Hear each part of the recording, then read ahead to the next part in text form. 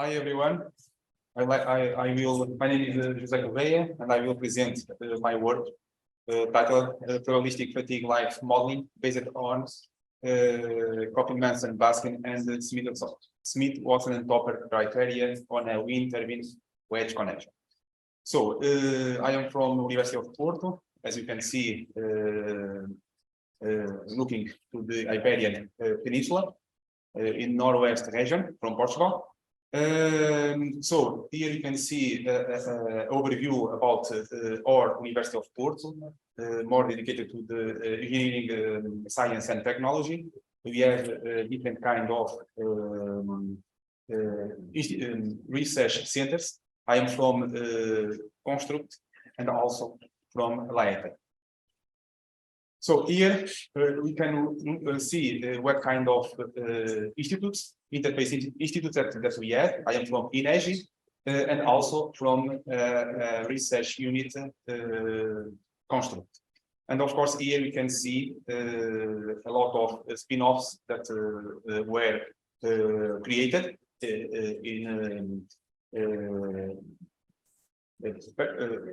together with the same industrial partners. Between the industry and the university activities, and here same industrial partners that are working with us, University of Porto. So my work, as I told you in first slide, is about probabilistic fatigue life modeling. This work was of a wedge connection. This work was requested by Netherlands company, C1 Connection, that is doing part of this work. They are patent this connection that will be used in the wind turbine towers. So here you can see all my co-authors of this work. So, what is the challenge related with this work? Okay, we know that you want to produce wind energy. For that, we need to build wind turbine towers. To increase the production, we need to increase the eye of the wind turbine towers. And for that, we will a lot of challenge that we need to create or innovate in terms of the wedge, in terms of the connection between different models of the wind turbine tower. Of course, we will have a lot of aspects that we need to take into account, that will be from materials to structures. Okay, as you know, to do fatigue tests for the real or for the full scale level, it will be so expensive. For that, we need to try to do this kind of interaction between from materials to structures. So general process for the fatigue design is presented in this slide. As you can see, we need to understand the materials. We need to characterize them, and of course, we need to create fatigue models based on the local criteria that we know in literature, or innovate some of them. And another part will be about structural design or assessment. For that, it will be important to know what will be the structural geometry and the dimensions. And of course, doing the finite element analysis using the cyclic elastoplastic behavior of the materials to obtain the stress strain response. After that, we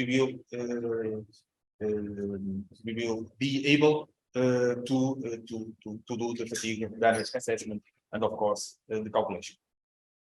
So as we know, we have a lot of data scattered in terms of the fatigue phenomenon when we are doing the fatigue tests in material level, but also in the components level. What kind of types of what kind of information that we will need for our work.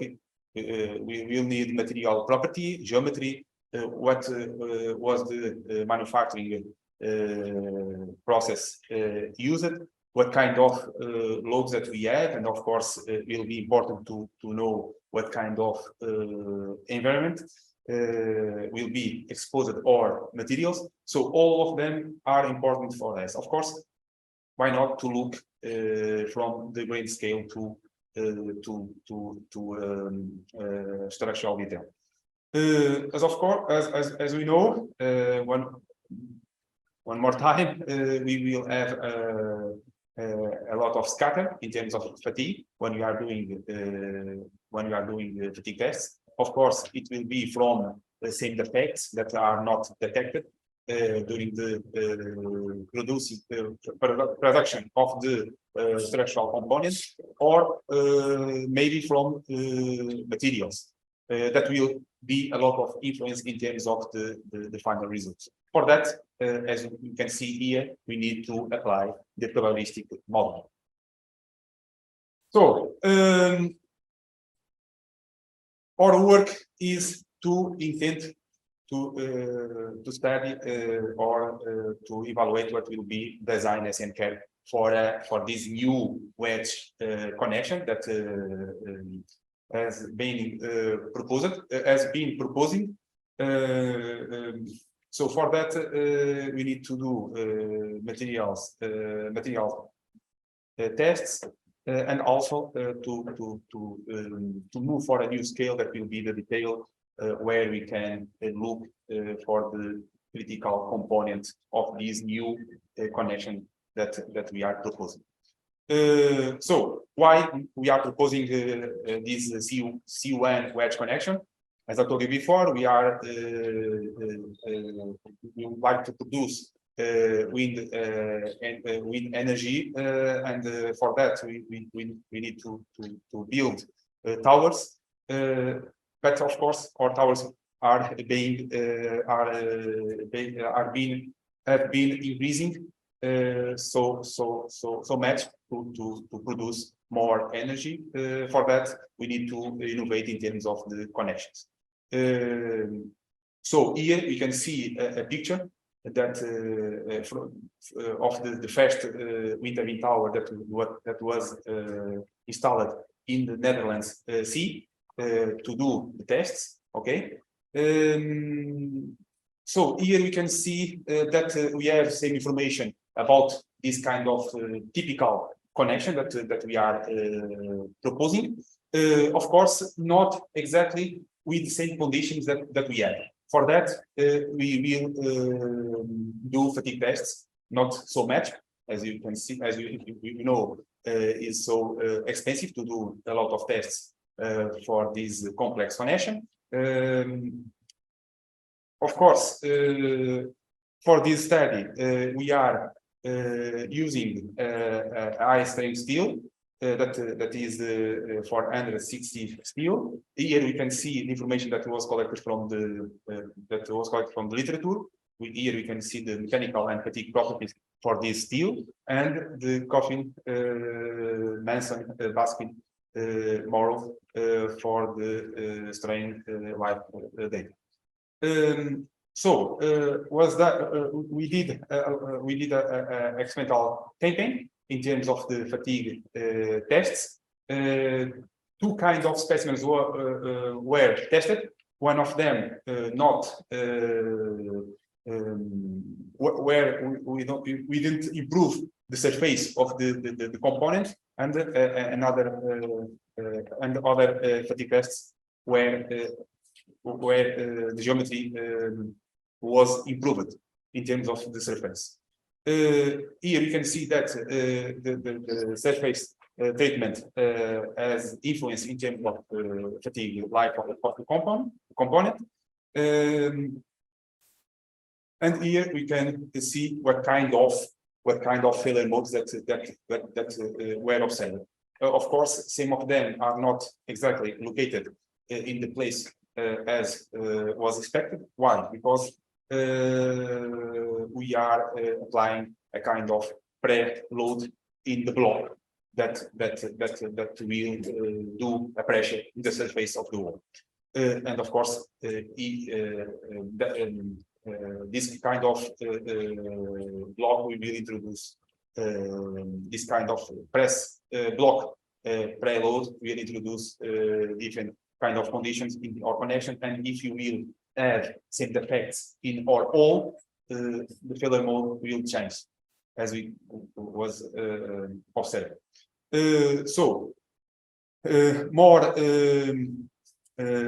More results, but here for the specimens that were treated in terms of the surface. As you can see, all failure modes are located in the central part. So, as you can see, it's important to introduce here a surface treatment to avoid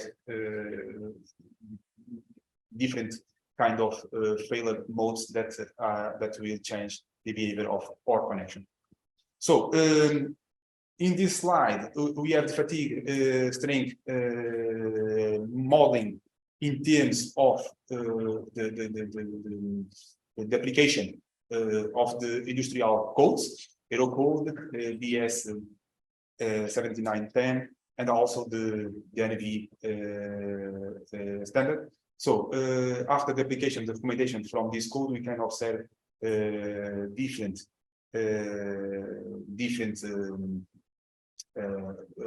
locations of our fatigue data, and of course our curve will be a little bit different because the assumptions from different codes are also different. Of course, the same probabilistic aspects are also different from different industrial codes.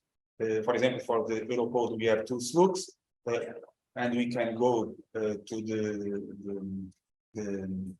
for example, for the PS 7910 standard was suggested used only one slope, and of course from the DNV code only two slopes without cutoff.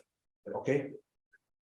And also we can say that in the Aero Code we are evaluating probability of failure equal 5%, and compared with the BS 7910 and the NVL recommendations, we are using 2.5 probability of failure. So here in this slide, we can see a kind of summary of the probabilistic fatigue modeling. We have applied two criteria. One of them was the Smith-Watson-Topper, and also the Coffin-Manson-Baskin criterion. So the criterion that give us a good result was the Smith-Watson-Topper, but here we can see the field that was obtained when we are applying the probability modeling for the material properties, material fatigue properties. Of course, for the probability for applying the bands as recommended by the NVGL code. Here we can see the comparison between both, comparing the results, technical results for the component and the probabilistic fatigue modeling based on both criteria, the Coffin-Manson-Baskin and also Smith-Watson-Topper. Of course, considering the recommendation from the NVGL recommendations. Why? Because the probability of failure is different when compared to the suggestion from the Aero Code. So as you can see in these slides, the Smith-Wesson-Topper criterion, it has a good estimation why or fatigue data are within of the bands. So, conclusions about this work. Surface quality management should be a critical concern in both material fatigue testing and structural strain design. This loop recommended in the codes from the codes is not suitable for description the SEN relationship. And the proposed probabilistic fatigue modeling based on Smith-Wesson-Topper criterion provides favorable predictions. Thank you so much for your attention.